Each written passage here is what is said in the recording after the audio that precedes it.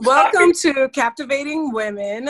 It's another podcast, and we're here today. We're excited. It's going to be about marriage and maybe a little bit of kids and that transition from dating to marriage, all of that good stuff.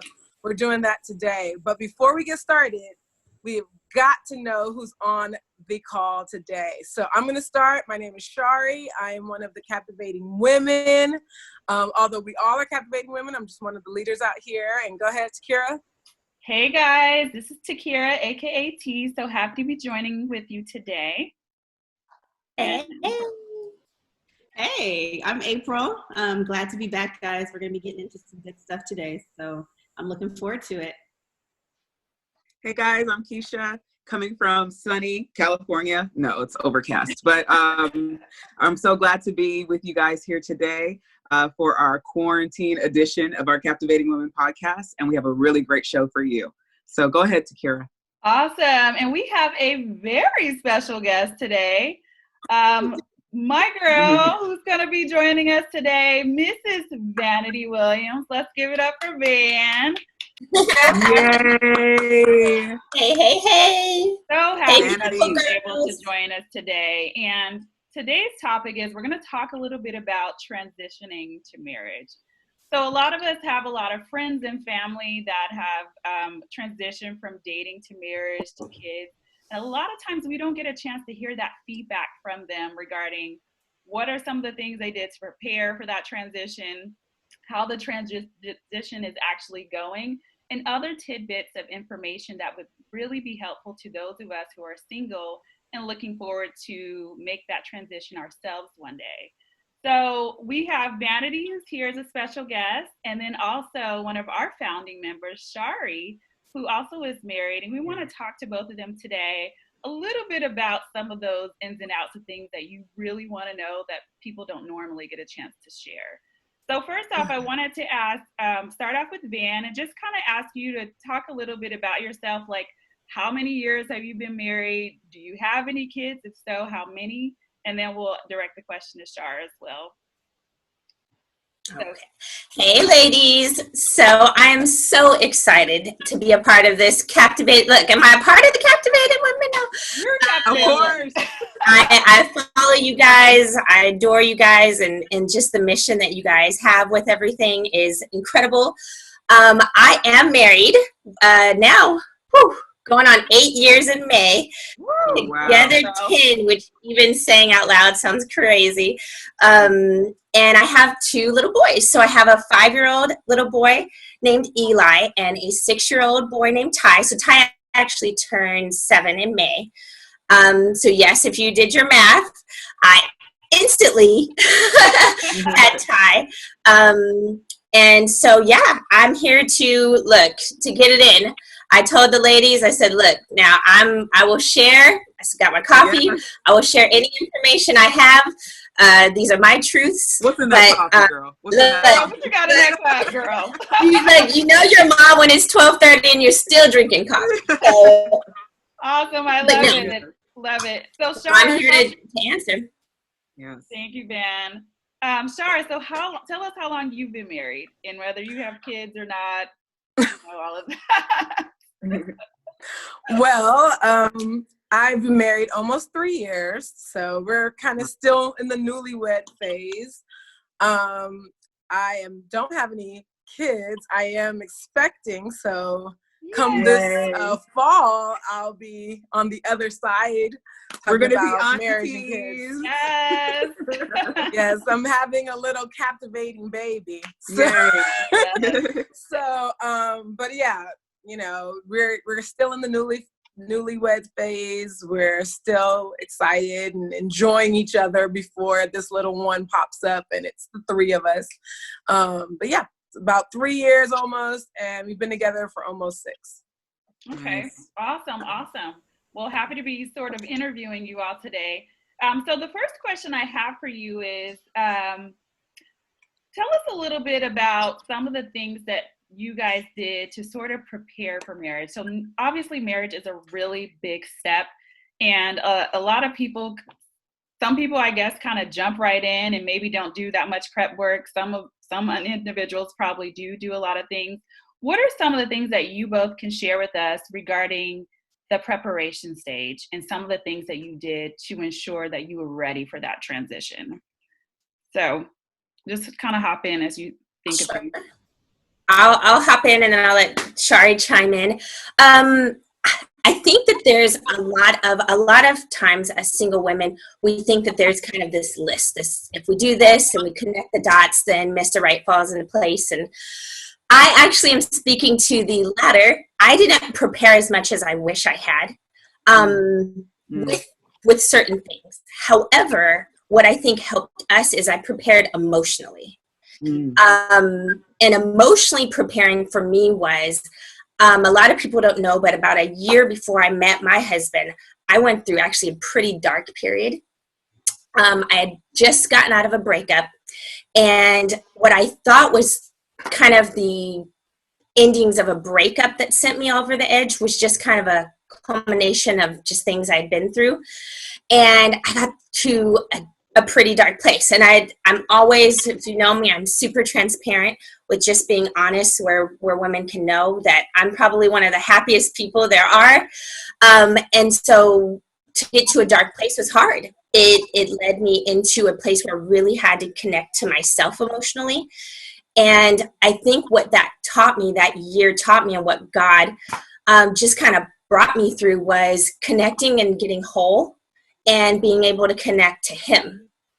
What I didn't know is that was preparing me for my husband. Had I met my husband even a moment before that wholeness was done, which I think happens a lot, I would have brought broken pieces and expected someone to fix them. And so if I can say anything, it's really been about kind of finding that wholeness within and connecting with God on a level that's not just religion-based, but relationship-based, to be able to know when those dark moments come, where you kind of gain your sense of strength from. And so what did that work look like? You know, a lot of it, I did a lot of journaling. I love to write. That's me.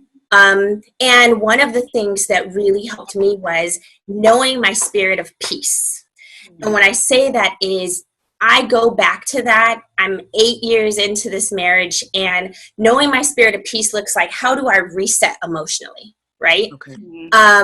For me, I love music. So if I'm having a hard time, if I'm stressed out, if I'm sad for any reason, because those things do happen. Those don't go away when you're in marriage. You're in a team, you know. And hopefully you have more good than bad, but you're still in that. And so for me, music. And so if I'm having a hard time, if I put on Breathe Into Me, O Lord, or sometimes I need, I'm a little hood, so sometimes I need some of that other stuff. Yeah. And it's positive music. And for me, I can literally light a candle, put on a song, and reset emotionally. Not everyone can do that in 5 minutes. Yeah. But what I will tell you is when you have kids, you better learn how to figure out that spirit. Cut it down. Into about a 10-minute reset. We call them resets. And I think that I didn't know that was preparing me emotionally. But in marriage and with kids, you need to be able to find your ground zero, right? So that you can be a whole self. And I say, and I've heard it before, you cannot pour from an empty cup, right? And so in marriage, we are given the role to be able to do that. And as women, let's be honest, right? We're givers and givers and givers. And so there comes a point where you have to know, okay, what fills my cup? And the more you can do that as a single young lady, the better, because it's easier to know yourself when it's just yourself. Yeah. Sorry, is there anything you want to chime in to actually? Yeah, I think that is the number one preparation. I have a different story. I was like I really did that single thing, if you will. So I enjoyed myself in my singleness. I enjoyed my friends. I did all the stuff. And even with some of the ladies on here, we would cook and prepare and say, okay, we're gonna know how to cook when we have a family and when we're married. Like, we were doing all this stuff.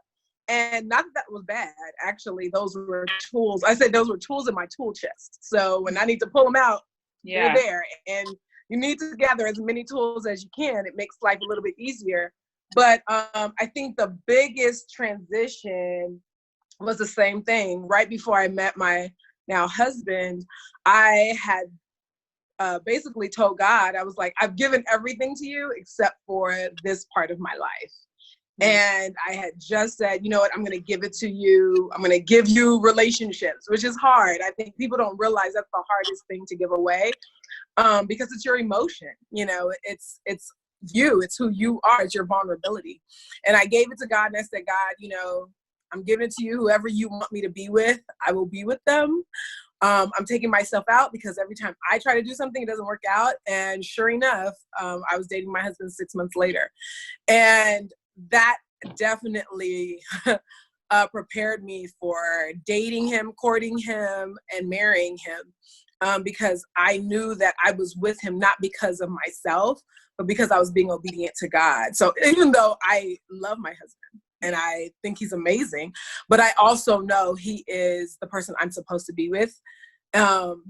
And that makes everything doable. Even the hard times, you're like, dude, I know I'm with the person I'm supposed to be with, so I'm going to work this out. And the good times, you're like, God, thank you, you're amazing. Yeah. You knew exactly who I needed. So that emotional transition with God, knowing who you are, having that personal relationship with him, definitely prepares you for marriage, because I tell people all the time, marriage is not human. Like, it's definitely something that's on a higher level. It's definitely spiritual. It's definitely calling things out of you that are on a spiritual level, that humanly, you know, you want to be selfish naturally. You want to keep things, and marriage calls it all out, and you're like, okay. And the only way you can do it, I believe, the correct way is having that relationship with God. And like you said, Vanity, you know, the reset, knowing your reset. I think I guess another way to say it is knowing your closet, your prayer closet. And it doesn't have to be an actual prayer closet. For me, it's walking in nature. If I go and walk in nature, that literally resets me, because for me, it literally puts things into perspective. I'm like, okay, I'm not the center of the universe. So God is much bigger, and it allows me to really see things in the right perspective. And so just knowing what it is that you need to do. And, you know, I'm glad Vanity said something, because I'm like, once I have this little peanut in a few months, I'll be able to know how to reset even with her. And I'll be like, babe, I'm going to need a moment. Let me just walk. Yeah. For 5 seconds, and I'll be back. Yeah. And I think that's really cool that both of you were intentional of knowing like how you both reset. I wanted to ask something. Shari, you said something that kind of stood out to me that I know a lot of women, single women, sort of battle with. Is you mentioned something about knowing that the man that you married was the one for you. So what advice would you and Van give?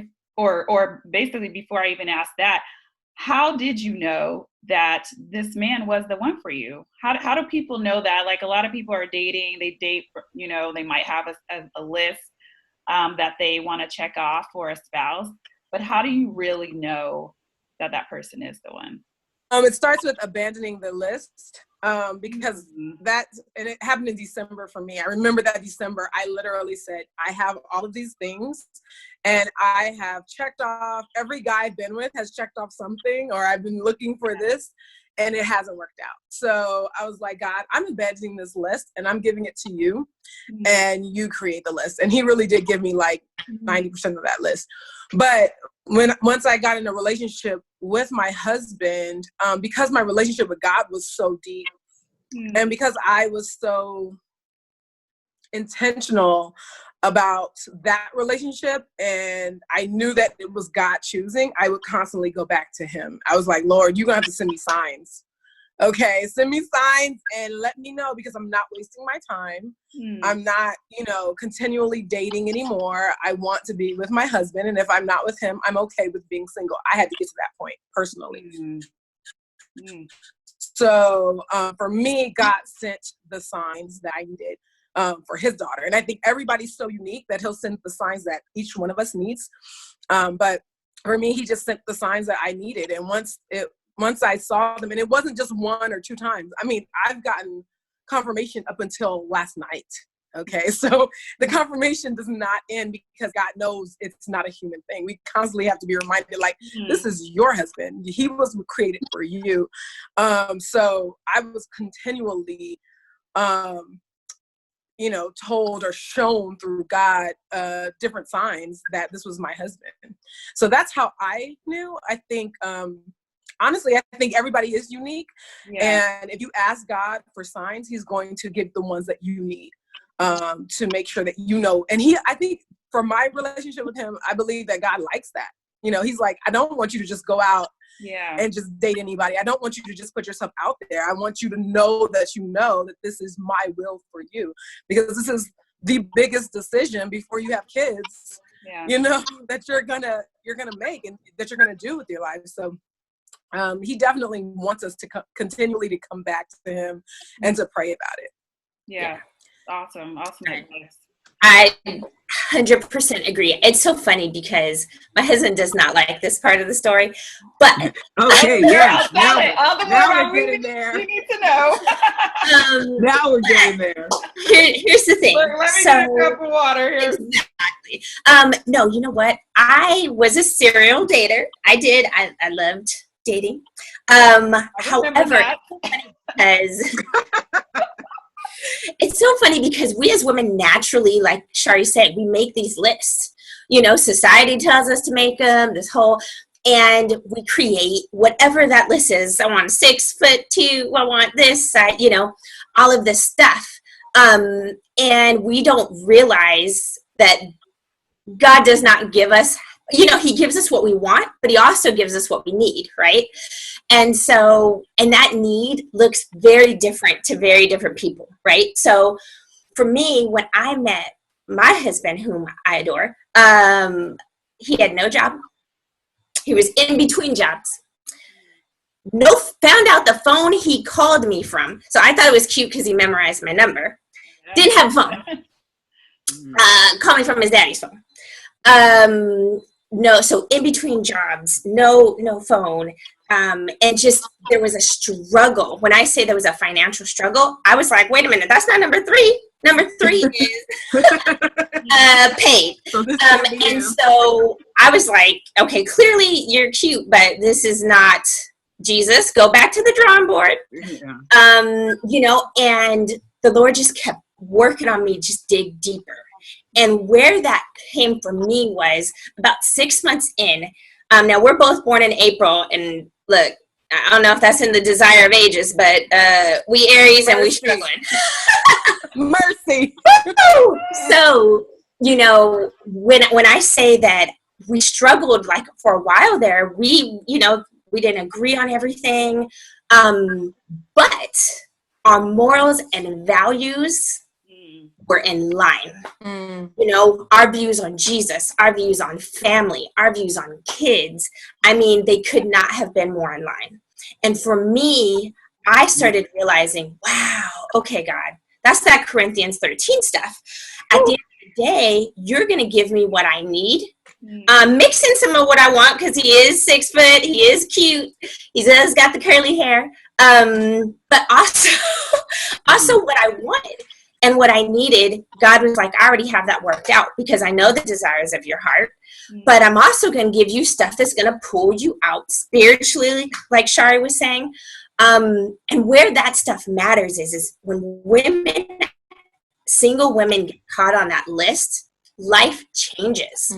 So say you met the man that had 150 figure, he's 6 figures, he's, 6'2", all of that stuff. And Rona hits, and you're stuck in a house, and he's furloughed, you in big trouble. Say you went for the guy that, wasn't really big on kids, but thought about them, and now you popped out 2 and he's still living that single life, you're in trouble. Yeah. You know, say money wasn't a big deal for him and you didn't know how to struggle with each other, and you decide you want to be a stay-at-home mom, or you decide that, you know, he loses his job or he loses his legs and can't work, you know. You know, but these are things that if you had a list, those don't fit, you know. When you're 10 years into a marriage, that's what happens. People fell in love with a list, and when that stuff starts happening, you know, you're like, this isn't the right person for me. And the Lord's like, well, it was never about the list. You know, do you guys have the same morals and values? I tell T all the time this specifically, you know a man's highs and lows. Know his, you know, how he is when he's happy, how he is when he's sad, how he is when he's stressed, and be able to know if you can handle those things, because those are when marriage things come up. When you're like, oh, I've never seen a side of you, you don't want to do that in marriage. Be able to know, okay, you know, I know your highs and lows and I'm there for them, you know, because highs and lows in marriage, this is a marathon, you know, and there's the highs and lows that come, hopefully again, more highs than lows, but you want to be able to know, had I went for half of the men I dated, you know, I'm in a situation now where my grandmother's 90 with dementia and she lives with us. Half of my list could not have handled that. Do you get what I'm saying? So what character traits would you say make, in your particular opinion, for a solid mate? You know what? You cannot have the foundation without Christ. And I mean that is not a cliche. That is literally having a man having a whole man too, because that's crucial. Just because he's put together doesn't mean he's whole. And having a man that knows his reset and his way to get to Christ, you know, so that he knows, okay, when I struggle, how do I fall to my feet and to my knees and get what I need from the Lord? And then also for us, his views on family.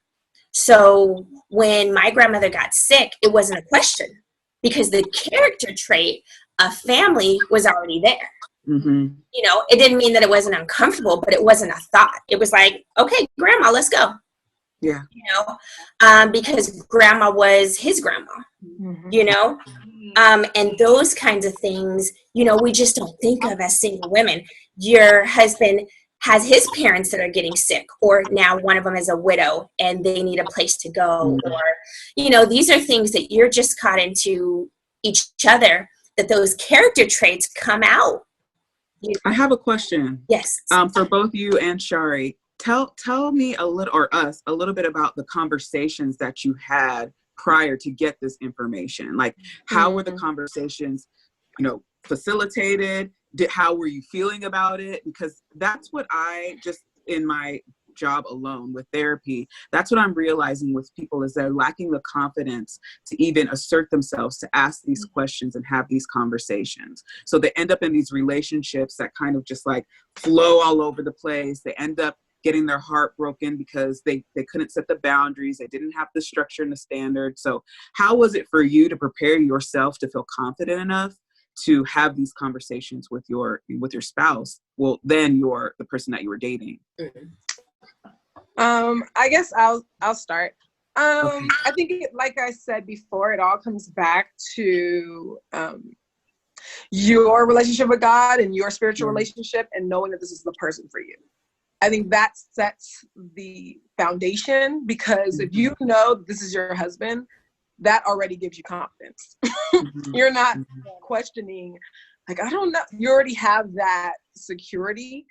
Even if it's constantly having to be shown to you by God every day, he'll do what he has to do. But that's going to give you enough confidence. But you're still human, like you said, Lakeisha. And when you're first meeting someone, you're not sure if you guys are at a position or at a place to ask those questions. I think for me, I have a gift of discernment. So I'm always studying.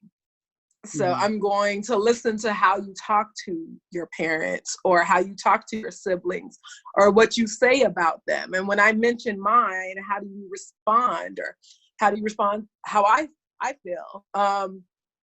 one thing, actual particular situation that happened with us, my husband was not speaking with his father at the time, and he hadn't spoken with him for years. I mean, almost 10 years. And that was important to me. Because I knew that I wanted my kids to know their grandparents. And, he was like, well, I'm not talking to my dad, from past situations that happened. And I massaged it and was like, well, this is what happened with my father. I used to have struggles with my father, but I got through it. And I showed him how I spoke to my dad, and he was there when it was like Father's Day. And I would talk to my dad on the phone, and just to show him that this was important to me, to the point where I'm going to let you in my vulnerability, because this is important. And fast forward a few years later, well, actually like a year later, he started talking to his dad, developing that relationship. And last summer, he saw his dad for the first time, and he was so excited. But I say all of that to say that, you can ask the questions. If you don't feel comfortable, that's fine, but you better pay attention to everything, all details. And B, if he is at a point, or she, for the guys out there, if they're at a point where you're like, man, that's something I really want, I feel like that's a deal breaker, but I feel like God is calling me to this person, then show them. Sometimes people need a mirroring of how to do stuff, so show them how to, and that's another conversation, but that's something I do tell my friends for years now. Sometimes men or women need to be shown, instead of you assuming that they should know something already. Sometimes they've never learned it. And so in that case, when it came to his dad, I had to show him how to have a relationship as an adult with your father. And then he was able to mirror that. But other characteristics, like Vanity said, as a single woman, even in the courting stages, sometimes it doesn't even come to mind. You don't even know. And that's the beauty of knowing that this is the person for you, because I always told myself, even though, especially the times when he used to get on my nerves, I used to be like, man, he gets on my nerves, but if this is the guy for me, then God knows what I need 20 years from now. Absolutely. Like that list, like Vanity said, is not going to last for 20 years. Like, I'm not going to care, honestly, if you have curly hair at 60, okay, or 70. I'm not going to care if you have pretty eyes at 85, okay? Like, I need something deeper. So, I had to trust in my relationship with God, and trust as he was revealing. And God will also reveal his character to you in the right way. Because sometimes you'll ask those questions, and men and women are smart. They'll give you the politically correct answer that they're like, I think this is the right answer. And they may give that to you. So sometimes discernment means everything to that, for me. I think it's the couple, Would you agree that they have to match the actions with the words? 100%. Say that one more time, April. Matching the action with the words. I think a lot of times talking is great, but I think women should also pay attention, like you're saying, to what's being displayed to them, the combination. Yes. Right. Absolutely. I wanted to kind of harp on again the abandoning of the list, because I think that's really important. It's so funny because coincidentally, I just watched this film on Netflix. It was like a Tyler Perry film. I can't remember the name, where they talked about the list. And this woman had this man that she was dating who checked off a lot of areas on her list. But it turned out the guy that she really was matched well with was the one who had things that were not on her list. So I wanted to just kind of talk a little bit more, lean more into that topic, because Vanity, you said something that was really significant, in that your husband did not check off on everything on the list, but he ended up being the right person for you. So I think a lot of times as women, we do have this list. And I remember even as I was a child, I remember my list was so long. I had some ridiculous stuff on there, like he needed to be able to sing and play the piano and just like crazy stuff. You would have got Stevie Wonder, girl. Right? Exactly, right? Right, that part. So I had like these unrealistic like expectations. And so I feel like the younger women out there are probably passing up some really eligible men because they're not matching up to, you know, their expectations or their list. So I think that that's really significant for us to just kind of state, like, he might not come in the package that you're expecting him to come in. You know, he might not be working at the time.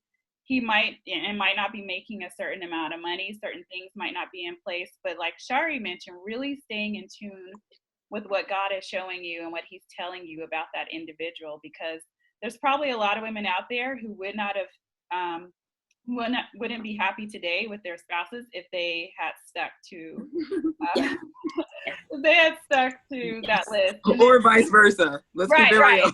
I'm about to harp on that. The last thing I'll say about some that people is, got their list. as single women, as we're getting older, what I'm finding too is naturally it's like certain things are just falling off the list. Like, you know, a lot of people unfortunately are going into second marriages and stuff. So it's like, before I was like, I'm not marrying somebody who has kids. Well, now I'm like, okay, I'm getting a little bit older, and that might be a different package that I need to be more open to, you know? And that's just the reality, especially since people are getting married a lot later in life. And so I don't know what you ladies think about that, but that was a hard set thing for me. And now I'm like, well, you know, I'm probably a little bit more open to that, you know, somebody who, you know, right. So what are your thoughts on that? So I will say, I think that's what's so funny with this whole list concept is I think we package it as women, and I deserve this and I deserve that. So why should I settle for less? And you know, and like I said, you know, when I met Brandon, a lot of that stuff wasn't there. And now this man makes way more than probably most boyfriends I've ever had, you know, and I'm the one not working. I was an analyst when I met him, and now I'm doing the working from home as an entrepreneur and doing stay-at-home mom. So that role reverse happened real quick. And I think, like we always keep harping on, knowing that God has your back, right? So when you're saying, okay, well, my list is changing, it doesn't mean you have your deal breakers. Deal breakers and lists are not the same. Exactly. Deal breakers are not a bad thing. You can have someone that's like, you know, my deal breaker is, you know, I wanted him to know the Lord, you know, because I'd gotten close enough to getting someone that didn't. And I was like, okay, that's a no.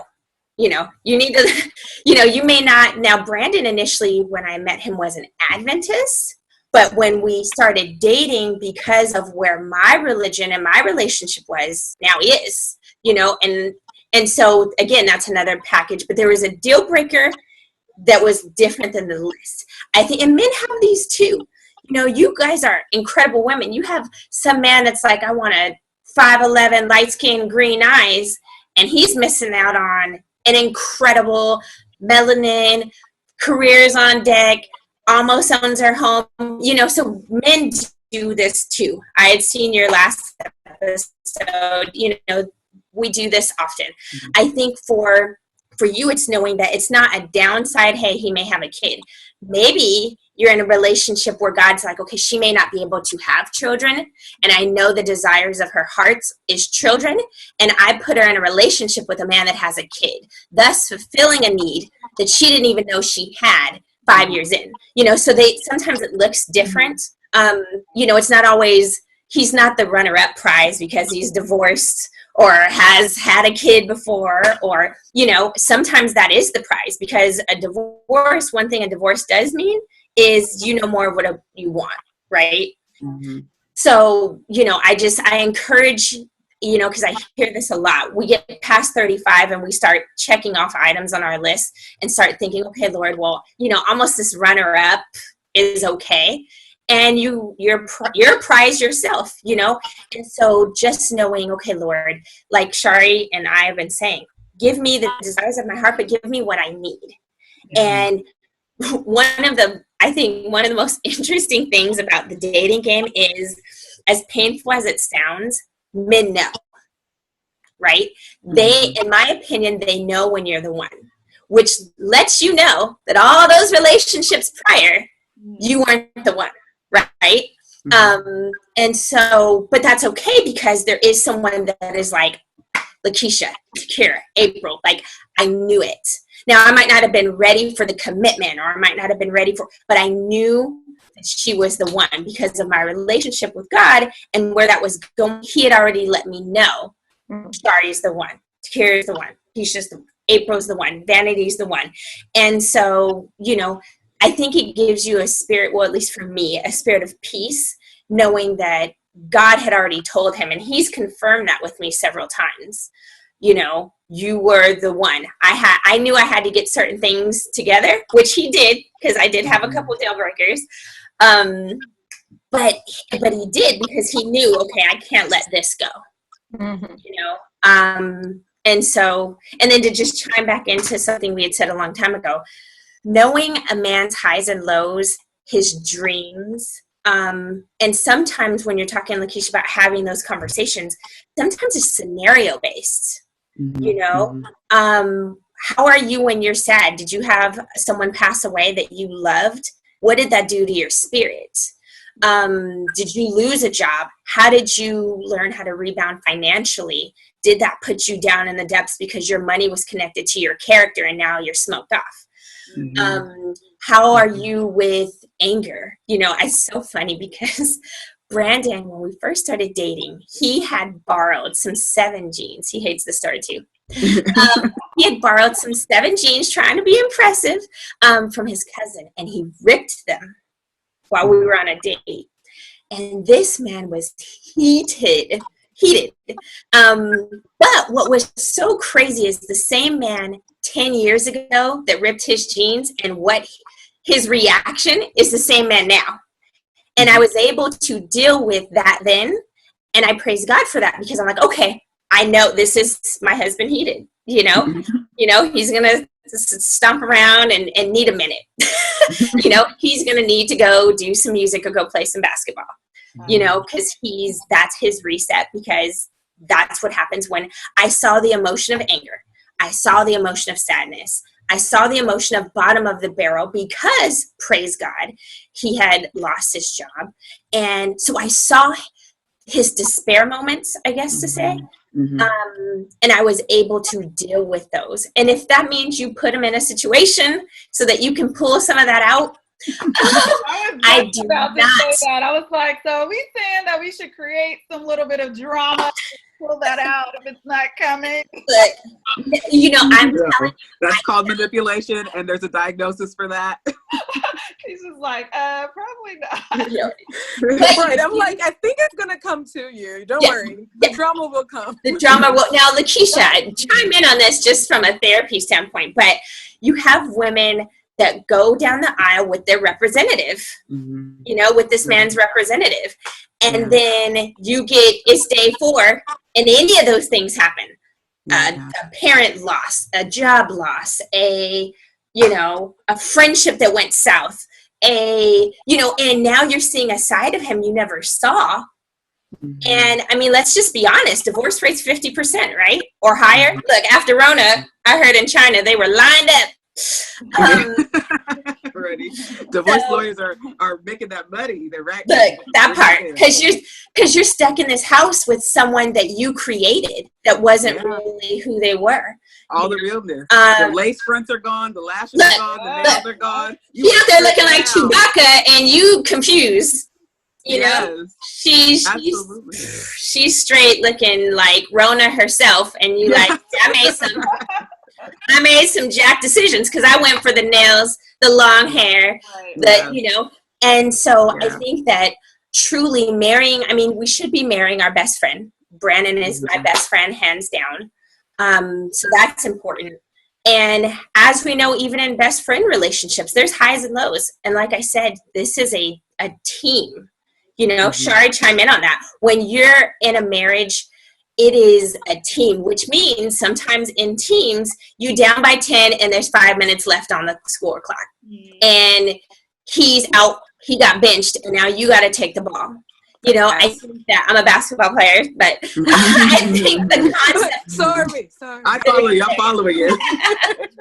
You know, I'm trying to sub in. I'm like, look, hey. You know, and I think that that's the deal breaker. You need to know, okay, look, it's not always just him. You know, this is a team sport. And there will be times you on the bench. There's times that he's out for the season, you know. We had a situation, Brandon's back went out for like a month, and he does solar and he does door to door. And, you know, and so my branding business had to step in, you know.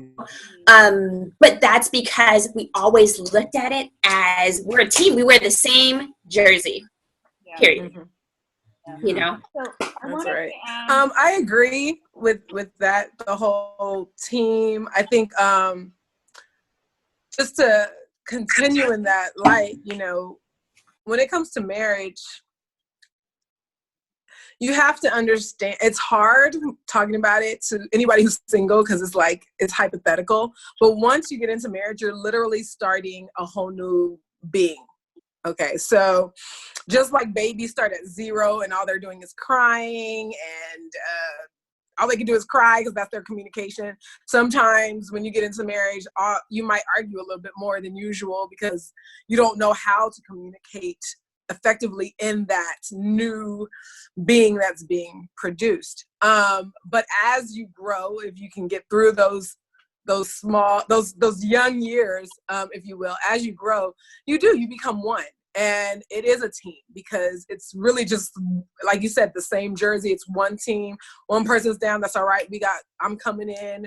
And it actually makes it fun, I think. You know, for me, I also play basketball and sports, but I love being on the bench and I love being in the game, you know, because we're going to win regardless, you know. So if he's out there and it's his time and he's shining, I'm like, go babe, you got it, whoop whoop. And if he's like, I'm out, I'm like, say less, I'm in, you know.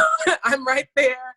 And sometimes that, I think that's where that's when your personal relationship with God comes in, because a lot of times I think women are told that, you know, the man is the head of the household, which he is, but there are times when he's not going to be strong emotionally, physically, even mentally. And you're going to have to step in and encourage, be there physically, whether it is take up the mantle. And like Vandy said, hey, my business had to come up, you know, because babe was out for a month.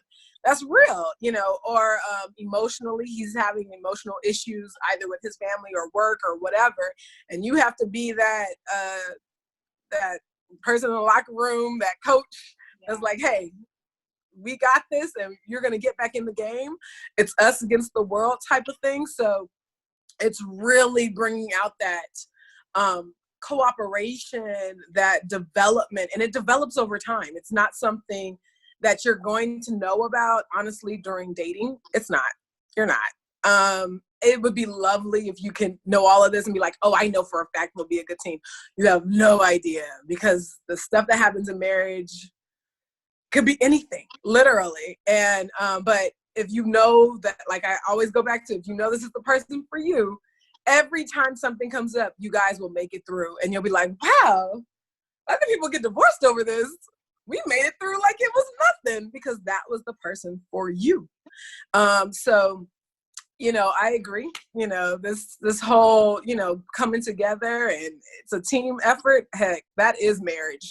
You're a whole team, period. If one man's down, if one person loses, we all lose. So everybody got to step up to the plate. Well, think about that. Now that we've made that transition into marriage, let's talk about the team. Let's talk about the new team.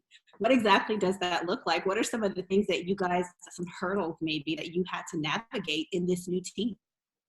One of the things, there's been quite a few, I'm like trying to think back, but I know Greg at one point was having a difficulty at work.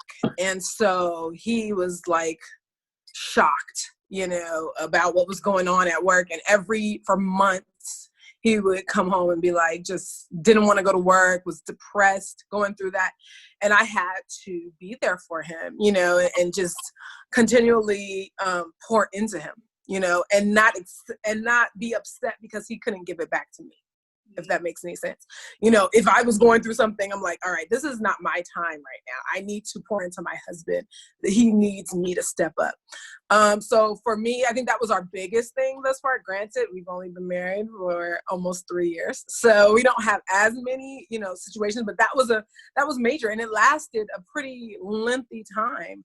And that brought us together because he was able to see that I was a woman who wasn't going to be selfish when he was a man out, when he was man down, you know, and I wasn't going to be like, why aren't you here for me? What about me? I'm always doing all this. No, you know, if you're man down, I'm here. I'm stepping up. I'm ready to pour into you. I'm ready to give you the strength that you need so that you can face another day. I'm ready to pray with you. I've prayed over my husband many times, and he'd be like, babe, I just need you to pray. And I'm like, bet. And I will go in the spirit, honey, and come out with a whole feeling like the spirit done jumped on me, okay? Mm-hmm. But I will do whatever it takes for him, because at the end of the day, that team, as it develops, it becomes the only thing that matters, if you will. Like, I don't know how to explain it too much so, but it eventually, being single, I can say that everything that mattered was really me. You know, I loved everybody around me, but I had to make sure that I was good. I had to make sure that, you know, I was taken care of, that my mental status was good, that, you know what I'm saying? As you should. That's because I became a whole person, you know, so I had to make sure I was good so I can give to others. In a marriage, you also need to do that, but there's also a bigger picture. So making sure that everybody is good in that marriage. And I'm assuming even in the family, once you have kids involved, making sure everybody's good in that unit allows for everyone to go out of the unit and be successful and be able to go out into the world and deal with the stresses of the world, because they're able to come back, which goes to the whole Corona thing. Because if you're in your unit and you don't feel supported, or you don't feel that you can be yourself or grow even during this time because you're home, I can see that there's conflict there, because me and my husband, we're good. We're like, this is fun. We get to have a whole baby moon for months before the baby comes. That's how we're looking at it, because we're constantly pouring into each other. So it's like beauty all the time, if you will. But I can't imagine if I was with someone who was always taking from me, or and couldn't pour back into me, or whatever the case, because that would be difficult. So just to kind of jump in here, we've all heard the saying that a relationship is 50-50, but I heard someone say something interesting one time, that marriage is 100-100. So it's like, it's that individual giving 100% all the time and not waiting for that other person to give, you know, a percentage, and knowing that there are going to come times in your relationship where somebody is going to be giving more than the other. And like you mentioned, Shari, not being selfish in that space, recognizing that at that moment in time, your spouse may need you to give a little bit more, and they might not have the capacity to do the same at that particular time. And if you're married long enough, those roles are going to reverse and the same thing is going to happen. So I did find that's a really interesting point there. So Van, I guess the question to you too, what are some of the hurdles that you experienced and how did you overcome them? Chiming back on that team thing and kind of what that looks like, I think sometimes it's hard, even as single women, to see, okay, what does that look like in my today, right? And one of the things was, so I got pretty sick. I have a condition called endometriosis. And so sometimes what that means is I have like some bad days, right? Heat pad, I'm struggling.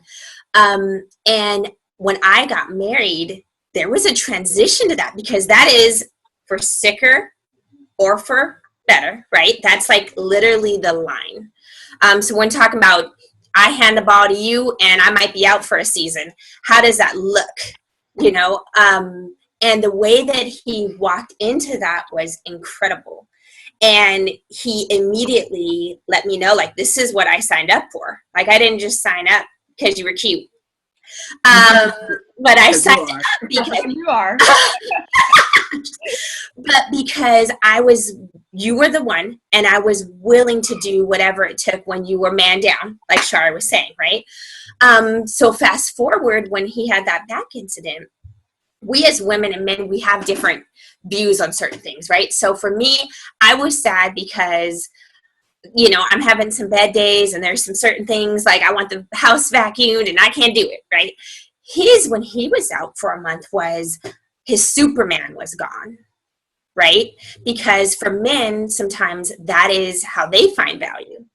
And so for me, you pass me the ball. What that looks like is not only am I doing stuff with my business, but I'm encouraging you from the bed. I'm letting you know that you are Superman in this bed. You know, I'm letting you know by doing different things, you know, that you are still the leader of this home. You are still the captain of this ship. And as single women, we do it unconsciously in friendships. When you have a friend that is at the bottom of the barrel and you step in, that is the same spirit you're going to need in a marriage. You know, when you're like, okay, and you're pouring into that woman, hey, Takira, hey, bro, hey, look, you're still this, you're still that. I still find value of you here. You remind them, one of those love languages, words of affirmation, you pour in. That same spirit in single life comes back in marriage life, because words of affirmation is a love language, and being able to know your husband's 5 love languages is crucial, number one. How you give love, how you receive love is an important conversation, even in dating. But being able to say, okay, I need to tap into that same spirit I used in friendship, because at the end of the day, this is your best friend, period. I need to be able to, you know, I think women, a lot of women, and we don't do it on purpose, but we separate the friendship in marriage. We become the wife. And what happens is you're stuck in being the wife. You've cooked his meals. You've done what you need to in the bedroom. You've this and that, and they're checks. I've done this. And then you're surprised when Becky got your husband at Holiday Inn. Holiday Inn? Look. Let these women know, girl. Let them know. I'm trying to let you, because what happened is while you had lines in your carpet and you had food on the stove, Becky over here poured into, you're amazing. I love what you do. I think you're so strong. She's poured into. Look, I might not do everything right, but what she's not going to do is pour into my husband more than I do. All right. That's what she might do other stuff, but she ain't going to do that. She ain't gonna do that. You know, because I am his number one fan, and vice versa, you know? And so when those push comes to shove, it's like, you know, you're not going to feel incompetent in here. And finding whatever that means, like example, in this Rona situation, right? We're stuck in the house. It is easy, especially because of what he does. He does virtual meetings, but it is hard to, if you can't go knock on doors, what you doing, right? But finding creative ways to pour into self-worth is, hey, babe, when you get a chance, can you put the bistro lights up in the backyard? Now you've done that, and you have a sense of accomplishment that took you hours. It's the same 9 to 5 mentally. I had some, because men are very, I had something to do. I accomplished that thing, you know? And vice versa. I'm in there remixing stuff in the kitchen, and, you know, he's like, oh, this is, you know, it's finding creative ways to pour into each other and know what they need. You know, vice versa. What your woman's needing right now. Brandon one day found out, he was like, you know, do a Zoom with your girls. Because for me, I am social. I enjoy having that interaction. And I might not be able to do that as much in this current environment. So he knew to pour into me that way. I knew to pour into him this way. And it's about staying connected, you know, and knowing your strengths and his.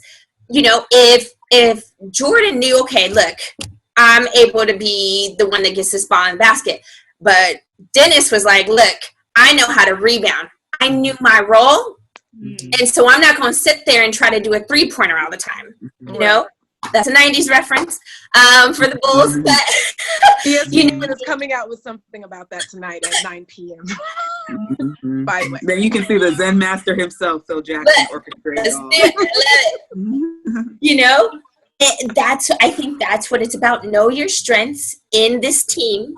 You know when to hand the ball, know when to take the ball, and be okay in those roles. And as a single woman, be able to know your strengths, what you provide, what your deal breakers are, what you want your team to look like. You know, is crucial. You know, it's I think what you're saying is so beautiful, but it comes because you and both Shari, you guys are evolved and very self-aware. And I think you are benefiting from the fruits of that, right? Yeah. Because there's a lot of people, unfortunately, that get into marriages that are not self-aware. And they end up in a plethora of issues and probably wouldn't marry the person that they were with if they would have been more in tune with themselves before they made that commitment. Yeah. And I think that is really important. I think people in general, not just women, men too, they do have timelines in their head when they want to couple up and how they place marriage and things like that. And I think marriage is a wonderful goal to have, but it's not the only goal that can provide fulfillment in people's lives. And when we make that the ultimate goal, and regardless if we're self-aware or not, sometimes we can rush into situations that are not going to benefit us at that point in time. All right. And so when we're really intentional about becoming self-aware and getting in tune with ourselves and cutting off some selfish behaviors and not really exploring our personality and to know what sticks, what is that reset button and how we can really contribute to the world in a variety of ways and spaces. I think that's really crucial for people to focus on and not make these things in life the ultimate goal. Because life is a marathon. Life is a marathon, right? And there's different offshoots that can provide fulfillment. Yeah. And women that I have counseled, and even myself before, can make these goals of relationships and try to fit a square peg in a round hole and end up getting, into situations that can lead to more trauma, things to get over.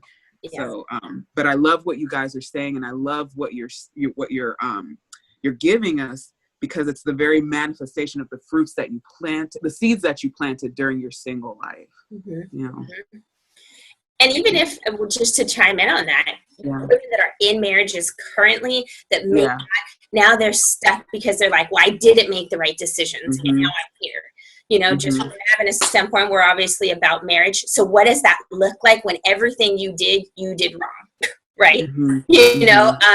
What does that look like? And I think what I've learned is, one, it's not too late, but it's, if you don't know what makes you happy, you cannot be upset if he doesn't either, right?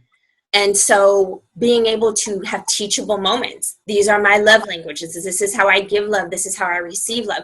Knowing his, if you're having a marriage that's struggling, pick up that book, pick up Love and Respect. Yes. Pick up The Power of a Praying Wife. Yes. Because those are, and even as a single woman, let me just say, The Power of a Praying Wife, pick that up now. Because you're praying and manifesting those seeds in his life before he even comes. Pick up Love and Respect now too, just to let you know, because that'll teach you how to deal with men, boys, the male species.